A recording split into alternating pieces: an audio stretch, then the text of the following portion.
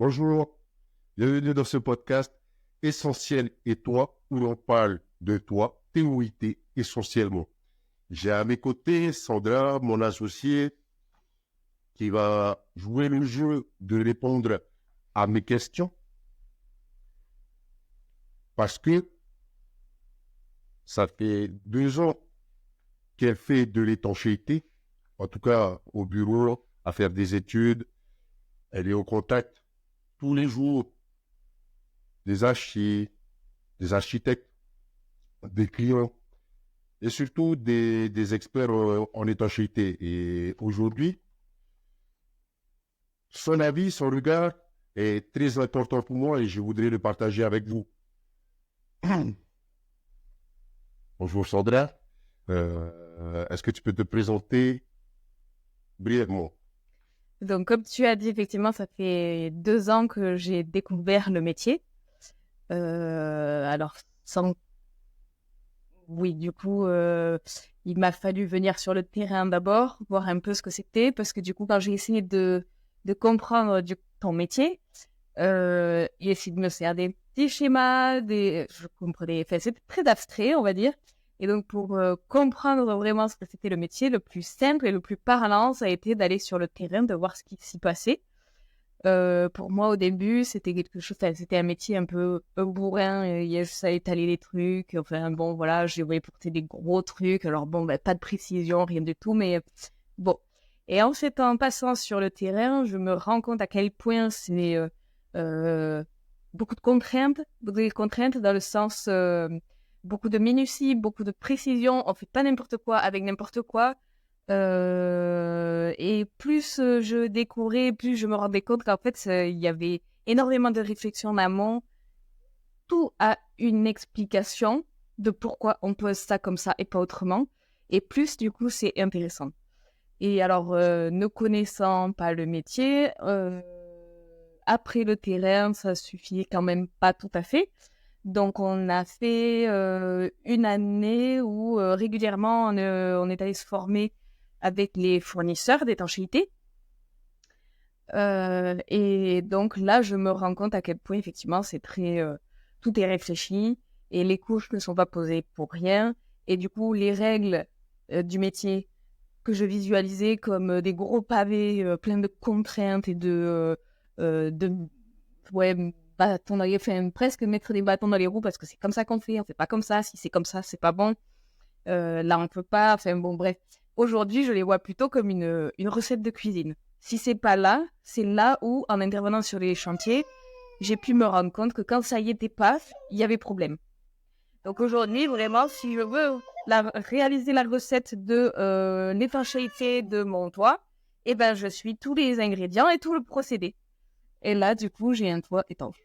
Petite parenthèse, vous venez d'entendre notre petite Marana. Elle a rejoint l'aventure il n'y a pas très longtemps et vous risquez peut-être de la réentendre tout au long du podcast. C'est très intéressant ce que tu dis. C'est un peu comment dire, la vision de certains de nos clients, comme quoi c'est l'étanchéité, c'est simple à faire. Il y a pas de très grande réflexion Donc, je en vais amont. faire comme ça. Vu que ça coule là, on met un patch et ça ira. Beaucoup, effectivement, beaucoup de réflexions. En allant sur le terrain, je me rends compte à quel point c'est très, très mal connu. Et que pour les gens, ça paraît simple, quoi. Et bah, si ça fuit là, bah, vous mettez un petit coup de résine et puis ça ira. Il n'y a pas besoin de tout refaire quand même. À ton avis, pourquoi les gens pensent de cette manière? Qu'est-ce qui fait que... Alors, c'est surtout, je crois, est-ce que c'est lié à notre secteur en particulier? Parce que pour discuter avec les experts en étanchéité ou en tout cas les formateurs, à chaque fois que j'arrive avec des questions pour demander comment on fait dans ce cas-là, bah, ils rigolent beaucoup en nous disant qu'on a toujours des trucs de travers, on a toujours des chantiers, comme ils appellent, de Des moutons moutons à à cinq cinq pattes, pattes. c'est-à-dire des trucs intraitables ou toujours hyper particuliers. avec une difficulté pour respecter toutes les normes en étanchéité. Qu'est-ce qui fait du coup qu'on en soit là, nous? Alors, est-ce que c'est le secteur et la Corrèze et qu'on connaissait beaucoup plus les maçons que l'étancheur? C'est possible. Est-ce que c'est lié au fait qu'ici, il y ait plus facilement de maçons que dans les grandes villes où on a eu plus d'infrastructures lourdes à traiter? D'abord, notre secteur d'activité, comme tu dis, c'est en Corrèze. Voilà. Tu soulèves le fait que l'étanchéité, c'est pas très connu. Ben, j'ai l'impression. Comment tu peux dire ça? Parce qu'on s'est retrouvé plusieurs fois. Bon, déjà, quand on parle aux clients, il y en a beaucoup qui me disent qu'ils découvrent ça, qu'ils ne connaissaient pas, qu'ils nous appellent parce qu'ils ont été conseillés par souvent le maçon, du coup, nous réfère. Donc ça, c'est dans les meilleurs des cas. Mais il y a quand même beaucoup de chantiers où on est passé après le maçon parce que le client a appelé ce qu'il connaissait, qui il connaissait, du coup. Et donc, le maçon, qui a essayé de répondre d'apporter une solution avec, on va dire, ses outils à lui. Et donc, en intervenant après, derrière, ben, on ne peut plus intervenir dans les règles. Parce que ça a été modifié, ou en tout cas, il faudrait qu'on défasse ce que le maçon a fait pour pouvoir intervenir. Le plus souvent, c'est ça. Où on est démoli très souvent ce qui a été déjà fait. Mais, ok. J'ai peut-être une autre question pour toi, du coup. Quel problème on rencontre le plus souvent pourquoi on nous appelle le plus souvent? Le plus souvent, il y a plusieurs soucis. On nous appelle pour de la négligence. Un problème qui est apparu quand on regarde les éléments qui s'affichent, enfin, les éléments que l'on trouve sur les projets. Quand vous voyez un amas de calcite ou un stalactite sous la terrasse, c'est que le problème se savait. Ils attendaient juste un docteur. Aujourd'hui, maintenant, attendez. Maintenant, pour situer à peu près où l'on intervient le plus souvent, on intervient souvent sur des terrasses dites accessibles.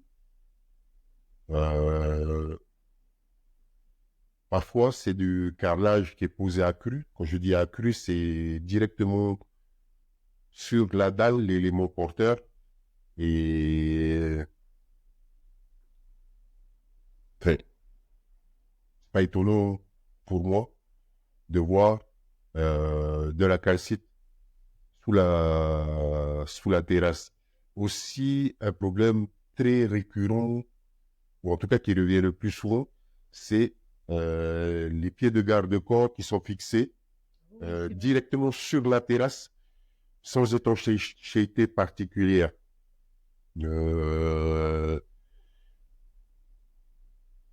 C'est certain que les premières années, on voit pas les choses, enfin, on voit pas les pathologies ni les dommages apparaître, mais quand je viens et que je dis qu'il faut déposer le garde-corps, qu'il faut essayer de trouver un autre moyen pour les fixer, de fixer les garde-corps, ça, généralement, je suis pas très bien accueilli. Alors, en allant sur le terrain, effectivement, alors un truc que je soupçonnais pas, c'est ces histoires de garde-corps. Et pour le coup, j'ai pu voir les dégâts que ça pouvait faire à terme. C'est-à-dire les angles de garde-corps qui tombent complètement. Enfin, les angles de la terrasse où il y a le garde-corps qui est posé dessus, qui tombent complètement. Et ouais, toute la bordure du balcon qui s'effrite parce que l'eau, elle s'est infiltrée le long du pied du garde-corps et que à force de gel, dégel, elle est venue faire exploser en fait le support, quoi.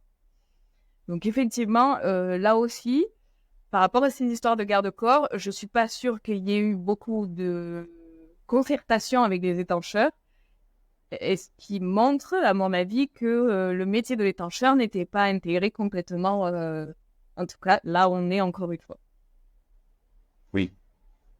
Donc, du coup, l'idée de ce podcast, Essentiel et toi, c'est de partager en fait nos connaissances, ce qu'on a pu découvrir sur le terrain, les questions du coup les plus récurrentes qu'on a pu avoir de nos clients.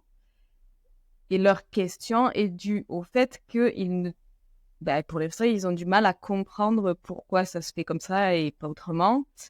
Comment on peut intervenir pour régler ce problème d'infiltration. Et en fait, face à l'eau, tout le monde est un peu démuni parce qu'en fait, elle s'immisce un peu partout. Donc, toi, tu prends beaucoup de temps sur ton chantier à regarder, souvent à l'opposé de là où le client te montre. Mais parce que du coup, tu prends, on va dire, le bâtiment dans son ensemble pour voir le contexte général. Et du coup, c'est sa lecture aussi à lui que je trouve importante d'entendre. Quand on a un problème d'étanchéité et que c'est notre terrasse, on n'a pas envie qu'ils mettent le nez partout et qu'ils disent « Ah ben là, ça file, là, ça va pas, là non. » Mais il n'empêche qu'à titre informatif et pour pouvoir prévenir et faire durer le plus longtemps possible les ouvrages, vos maisons, vos toitures, vos garages, c'est très intéressant de pouvoir avoir un regard large sur le contexte. Je touches plus un sujet dans le discours, mais qui sont très intéressants. On va essayer de les aborder tous. Je me souviens qu'une fois, oui, on s'est rendu sur un projet où je suis allé voir un peu partout et on voyait un peu de la réticence du propriétaire, ou en tout cas du responsable du bâtiment dans ce cas-ci. Et ce que j'admire chez ces personnes, c'est que ils n'ont pas de scrupules à accuser les tancheurs ou l'étanchéité.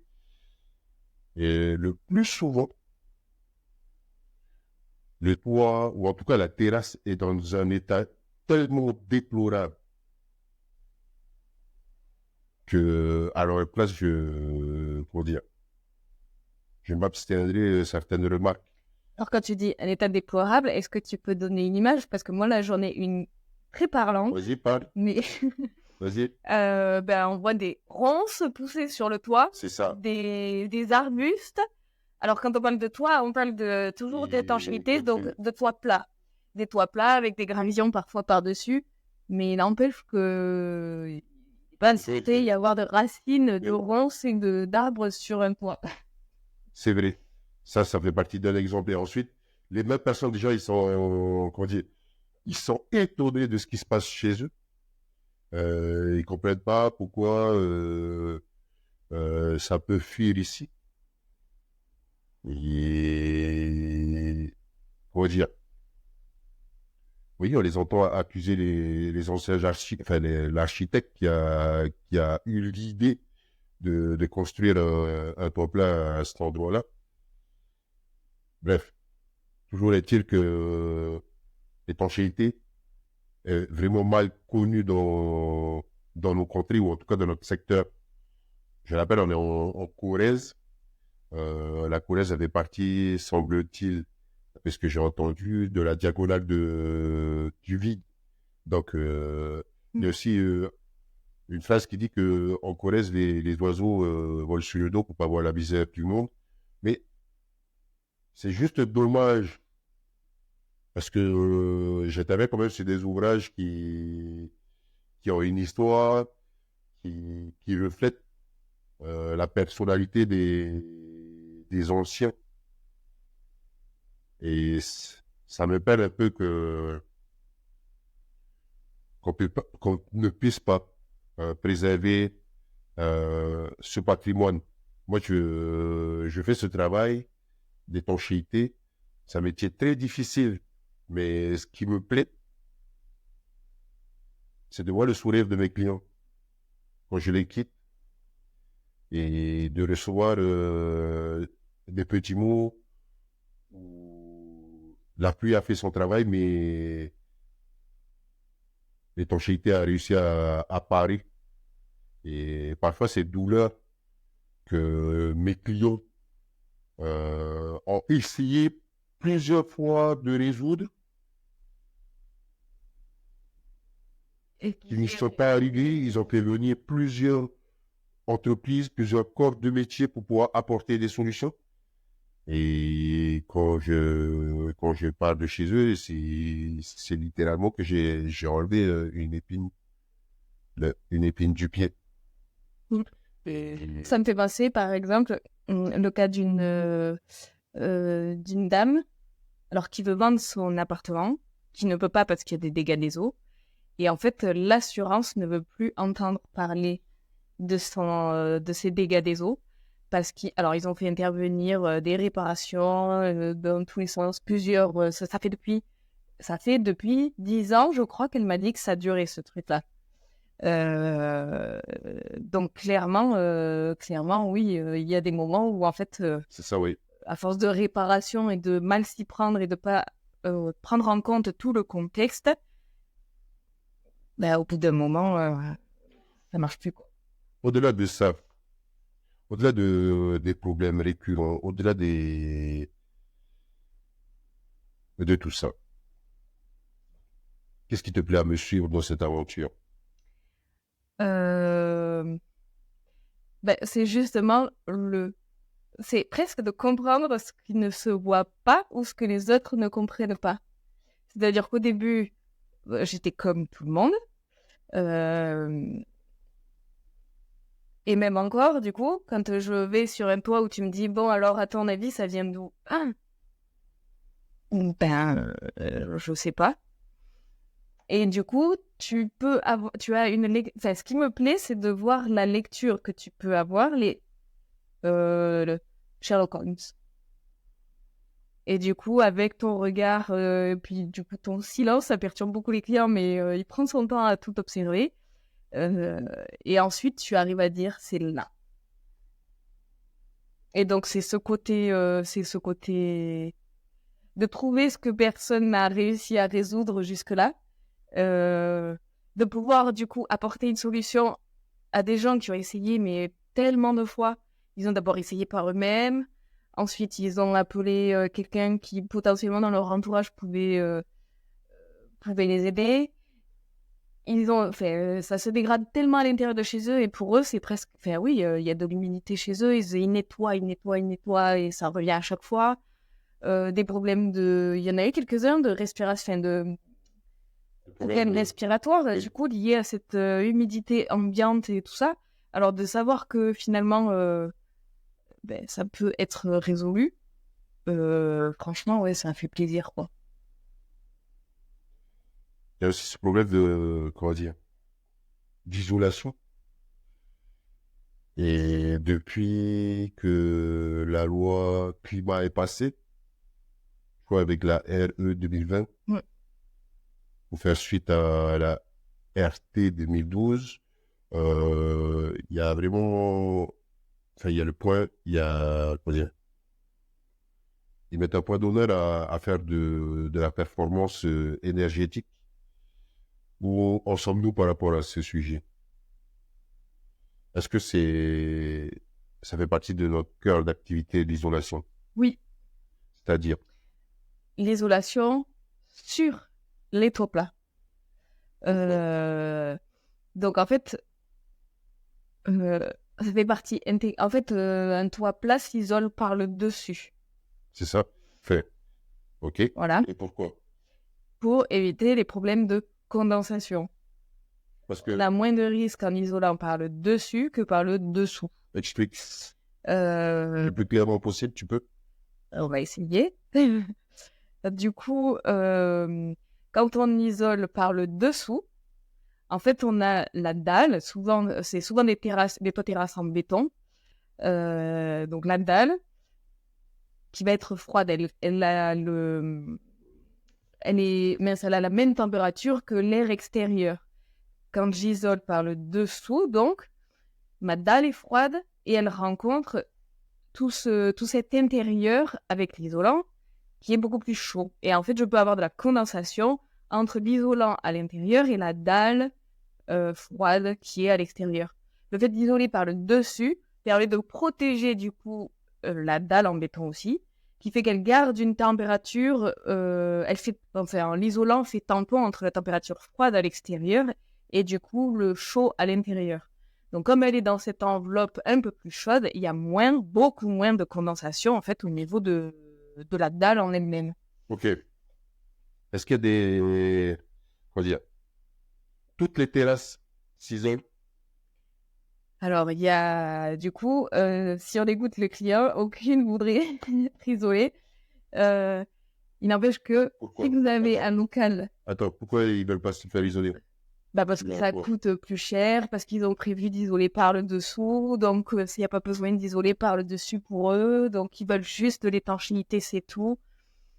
Sauf qu'il y a des règles, du coup. Et encore une fois, ces règles, elles sont pas là pour nous embêter et elles permettent justement de protéger le bâti, en fait. Mince, je crois que je me suis un peu emmêlée. On disait que ah oui, est-ce que toutes les dalles s'isolent? Alors, si la dalle, si la diagonale de votre local non chauffé, ça veut dire abri de jardin en béton, ça veut dire garage, ça veut dire, voilà. Étiquette d'ascenseur. Voilà. Pareil, les escaliers, une colonne d'escalier, du coup, local non chauffé, parking. On ne parle pas, du coup, d'une extension d'une maison ou d'une pièce de maison avec un toit plat. Là, c'est un local chauffé, donc on n'en parle pas. Ça doit être isolé, point barre. Sur les petits bâtiments, du coup, qui sont dont la diagonale est inférieure à 6 mètres, là, on peut se passer d'isolation. Dès qu'on a un local non chauffé dont la diagonale est plus longue que 6 mètres, il faut quand même isoler parce que la dalle est trop grande et risque trop de condenser. Là-haut. Voilà. De toute façon, le but du podcast, donc on a dit, c'était de pouvoir parler de tout ce qu'on avait appris, partagé, rencontré, de le simplifier au maximum pour que ça puisse être parlant pour tout le monde. Tu en as parlé tout à l'heure, mais comment tu as acquis autant d'expérience en si peu de temps? Clairement, je crois qu'il y a les formations, le terrain, les questions des clients, et j'aurais envie de pouvoir aider tout le monde. Donc, est-ce qu'on peut pas aider quand même? Il y a de l'eau chez lui, on doit bien trouver quelque chose. Tu peux quand même bien faire quelque chose. Et en fait, une fois qu'on pose la question après à un expert en étanchéité, une fois qu'on va chercher le service technique, une fois que toi, tu m'apportes ton regard sur le terrain, en fait, non, on peut pas tout faire. Donc tout ça fait qu'il y a énormément de réflexion et que petit à petit, on essaie de comprendre le pourquoi du comment. Est-ce que tu te considères comme un expert aujourd'hui? Je me considère comme connaissant un peu plus l'étanchéité que les autres. Pas comme un expert puisque j'ai accès à des experts, donc forcément je me sens pas à leur niveau. Il n'empêche qu'aujourd'hui, je peux dire que je comprends quand même la majeure partie de l'étanchéité. Une partie de l'étanchéité. Qu'est-ce qui te plaît dans ce métier?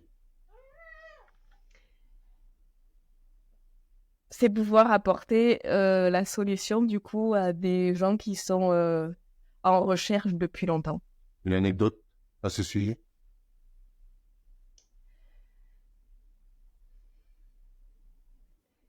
Une seule anecdote.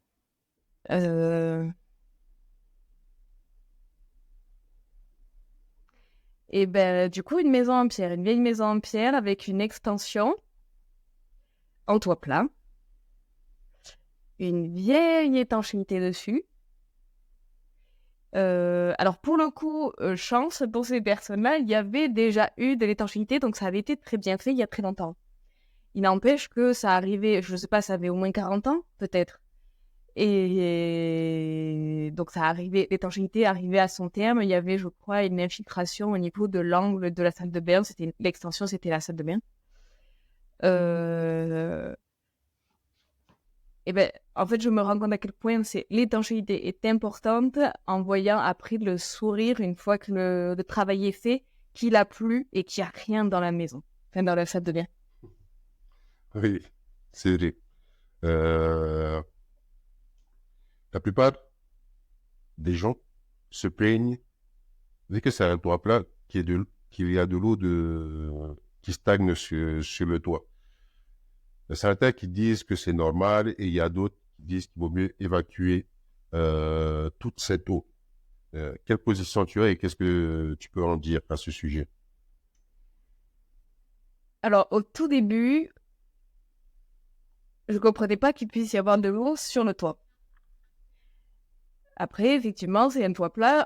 Je me rends compte qu'on accepte avec l'étanchéité des toits avec aucune pente. C'est quoi un toit plat? Un toit plat, c'est en dessous de 20%. Ah, d'accord, il y a On considère un toit plat en dessous de 20% de pente. une inclinaison. Oui. Ok. Ensuite, donc du coup, jusqu'à quelques pourcents, bon, voilà, ça permettait d'écouler l'eau. Il n'empêche qu'il y a des systèmes en étanchéité qui acceptent d'être posés sur des pentes nulles. Donc à partir de là, effectivement, surtout, ah oui, là où j'avais rencontré ça, c'est que la dalle était la maison était tellement grande qu'en fait, il y avait des flaques. Donc forcément, l'eau, elle y reste là. Et puis le maçon, du coup, il n'a pas forcément cette précision exacte pour faire une grande maison. Je pense qu'il y avait au moins 180 mètres carrés ou un truc comme ça, de bout en bout. Et du coup, il y avait des flaques sur cette maison. Ok. Petite précision. On parle de trois différentes inclinaisons. Oui. Un toit plat, c'est de 0% à 5%. Un toit incliné, Ouais. c'est de 5% à 20%. Ok. Et ensuite, c'est un toit en pente. Un toit en pente, c'est à partir de 20%. Okay.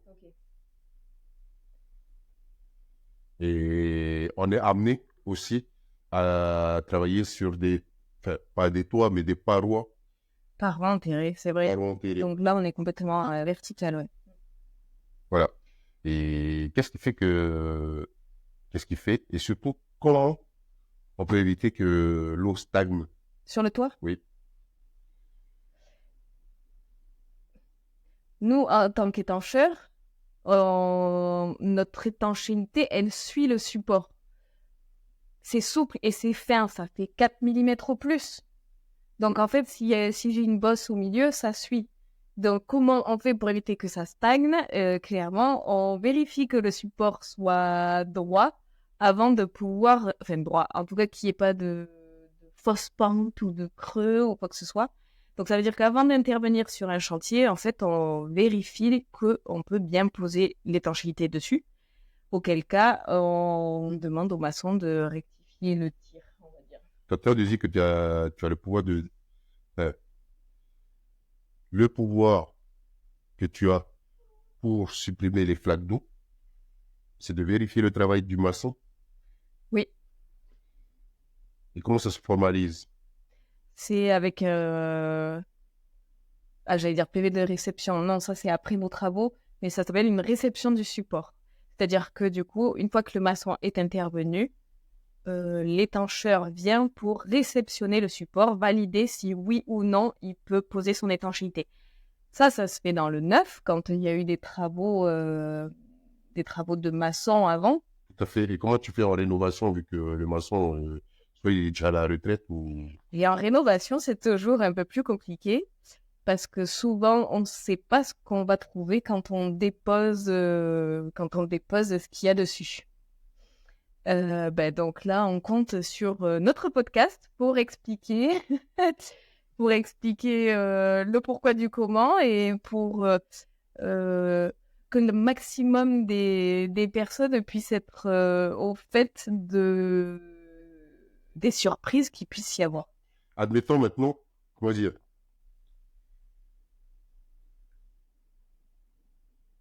il y a un phénomène qui se développe depuis un certain temps déjà, mais qui est accentué par la crise que nous subissons. C'est l'autoconstruction. Quel est ton avis à ce sujet?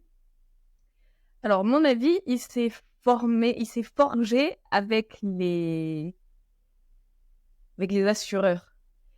C'est-à-dire que, étant donné qu'on est censé réceptionner le support, comme c'est l'autoconstructeur qui a fait, si je réceptionne... Enfin, étant donné qu'on est censé réceptionner le support, ça veut dire que si j'interviens, je valide le support qui a été fait. Je valide la construction qui a été faite. Les assureurs n'aiment pas du tout ou n'aiment pas trop les autoconstructeurs parce qu'il n'y a pas de garantie décennale avec. Enfin, il y a moins de réglementations qui ont été faites. Donc, si j'interviens derrière un autoconstructeur, ça veut dire que je prends la responsabilité de son travail à lui, sans savoir à quel point, du coup, ça a été fait dans les règles du métier ou pas. D'accord. D'accord. C'est pas certain. Si je résume ce que tu dis, c'est que l'autoconstruction n'est pas contrôlable. Elle est... Dans quel cas, le plus précisément? Ou dans quel cas? Quelqu'un on a rencontré qui nous a posé problème? C'est surtout dans quel cas l'autoconstruction nous pose vraiment problème. Ça va être dans le cas... alors, il y a je vois deux problèmes. Dans le cas où le calcul, si on parle soit de la charpente, d'un toit plat en bois ou un toit plat en béton, le calcul des charges qui peuvent être appliquées sur le toit n'a pas été forcément pris en compte comme le sera fait par un bureau d'études ou un maçon dans sa construction. Calcul de charge, tu dis. Calcul de charge. Est-ce que tu peux faire des exemples de charges qu'il peut y avoir sur un toit? La neige. Ok. Et donc, ça va s'exprimer encore plus sur un toit plat forcément que sur un toit en pente. D'accord. Un toit plat retient l'eau, donc il faut qu'il puisse... Enfin, normalement, c'est censé s'évacuer, mais s'il y avait des pluies comme on a en ce moment, là, il y a quand même beaucoup de toits qui sont quand même assez gorgés d'eau. Enfin, gorgés d'eau, ou qui présentent... Retiennent énormément de l'eau, et d'où l'importance, du coup, de la restriction du support, c'est ça? Voilà. Et donc, un autre problème... Donc, il y a ce problème de calcul de charge. Il y a quoi d'autre? Dans le Tu as d'énumérer la neige, tu as d'énumérer l'eau. Mais quelles sont les autres charges qui sont prises en compte dans... On prend en compte dans le calcul de charge la charge liée à l'entretien. C'est-à-dire que du coup, c'est la charge de quelqu'un, c'est une charge ponctuelle de quelqu'un qui va monter sur le toit pour vérifier les évacuations d'eau, pour vérifier l'étanchéité. Donc, la charge de l'entretien. Il y a quoi d'autre comme charge? La charge permanente, déjà, liée à l'étanchéité elle-même. C'est-à-dire chaque élément qui monte sur le toit se surajoute à l'étanchéité qui est... à la charge. Voilà. Donc, toutes ces charges doivent être prises en compte. Avec l'autoconstruction, c'est pas sûr que ce soit fait. Quand bien même ce serait fait, il n'y a pas de papier ou de document, officiel qui le prouve. Donc, à partir du moment où j'interviens, c'est que je valide ce qui a été fait. Un cas où une maison faite par un maçon en autoconstruction nous a posé problème, c'est-à-dire qu'il y avait un mur contre-terrier, il y a des hauteurs de seuil et d'escalier qui sont pas suffisantes pour nous pour poser l'étanchéité et qui ne permettent pas à l'étancheur de garantir une étanchéité complète. Donc, c'était fait par un maçon, c'était fait pour lui-même, pour le coup. Nous, si on intervient, parce que pareil, encore une fois, on peut quand même l'aider, ça fuit dans son garage, ça va tout abîmer. Et bien, si on intervient, on valide le fait... Enfin, on considère que le support est étanchable. Bah, si on dit comme ça. Mais voilà. Ok. Qu'est-ce que tu peux dire d'autre? Eh ben, je dirais que... dans le sens... Pas dans le sens... On vient d'aborder le sujet de l'eau qui stagne. Oui. Euh, Tout au long de ce podcast, tu as parlé de règles. Quelles sont ces règles? Où Les- on peut les retrouver? Alors, les règles, c'est ce qu'on appelle les DTU. C'est les documents techniques unifiés. C'est ce qui régit chaque corps de métier dans le brevet et les secondaires, je crois. Il y en a aussi. Chaque corps de métier a Chaque corps de métier du ses bâtiment. règles. Voilà. Maintenant, nous, pourquoi il est important pour nous de respecter ces règles? Et ben là, c'est pareil. Le terrain fait que, en allant voir ce qui se passe sur les anciens chantiers sur lesquels on nous appelle parce qu'il y a des fuites, venez voir, il faut un devis. Quand tu regardes et que tu essaies de comprendre le pourquoi du comment, on se rend compte que là où les règles n'ont pas été respectées, ben ça fuit. Et tu arrives à trouver l'explication de pourquoi ça fuit. Ben, c'est parce qu'il manque un élément, c'est parce que ça n'a pas été fait tout à fait bien, parce que voilà. Donc aujourd'hui, l'importance des règles, c'est, je crois, je l'ai dit tout à l'heure peut-être, c'est la recette de cuisine. Oui. Une petite anecdote. Bon, je vais pas te la poser comme question, je vais plutôt essayer de... C'est pas une anecdote, c'est l'histoire des règles. Euh, Dans les années 70, il y a eu énormément de problèmes. Il faut savoir que l'étanchéité telle qu'on la connaît aujourd'hui euh, a commencé à se développer dans les années 70.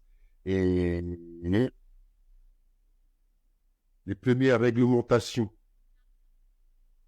sont nées aux alentours du choc pétrolier qu'il y a eu, je crois, dans les années 70 aussi, en milieu 70, ben, 75, entre 75 et 78.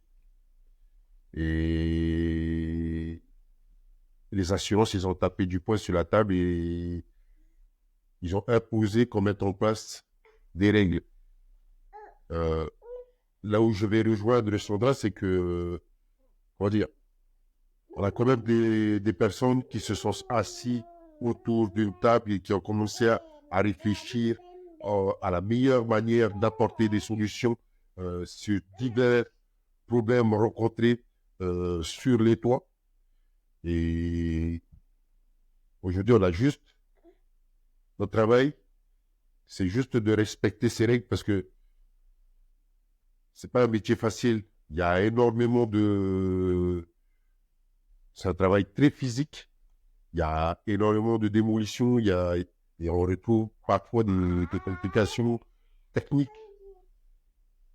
Donc, si on peut se soustraire d'essayer de réinventer la roue et juste suivre un mode d'emploi, non, ça change la vie.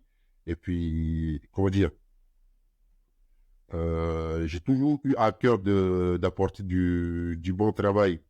Et de chacun de mes mentors, j'ai essayé de garder le meilleur. Et j'ai fait connaissance avec les règles il y a pas très longtemps. Il a fallu vraiment que je sois à la tête d'une entreprise pour me rendre compte que les règles, c'est important et que eh bien, ça solutionne énormément de problèmes. Et je crois que on va clore le podcast sur ces derniers mots parce que il y a Mahana qui n'entend pas de faire mon oreille. Et ça fait déjà un certain temps que vous êtes avec nous.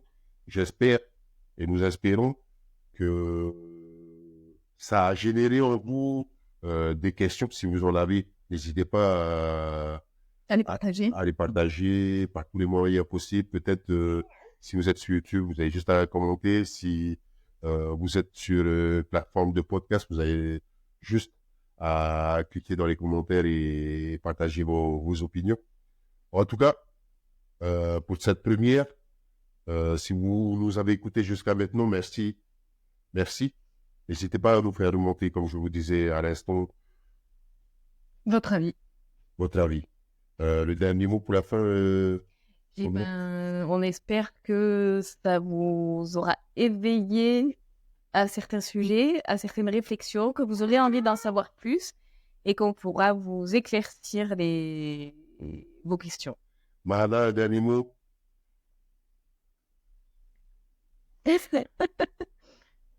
Et toi, du coup, un dernier mot? Oui. Soit, qui tu voudrais avoir ou entendre dans ce podcast? Eh ben, j'aurai plusieurs personnes très intéressantes après à voir si elles acceptent. Mais on n'a pas beaucoup parlé, j'ai beaucoup parlé d'experts en étanchéité. Un expert que tu aimerais voir ici? Et je pense par exemple à Jean-Michel Jean-Michel qui? Vercuisi, pour qui je me suis sur qui je me suis beaucoup appuyée. Et qui, bien que rigolant du fait qu'on ait toujours des situations très chaotiques à traiter, a toujours une explication et enfin au moins une façon de faire et plein de bons conseils, quoi. Voilà. Ok. En tout cas, merci d'avoir partagé tout. Franchement, t'étais vraiment à la hauteur. Enfin, j'ai vu ce que tu es aujourd'hui et je le transpose à ce que tu étais avant. Il y a vraiment un monde entre les deux. En tout cas, c'est sur les derniers mots qu'on va vous laisser. Et prenez soin de vous et à bientôt. À bientôt. À bientôt.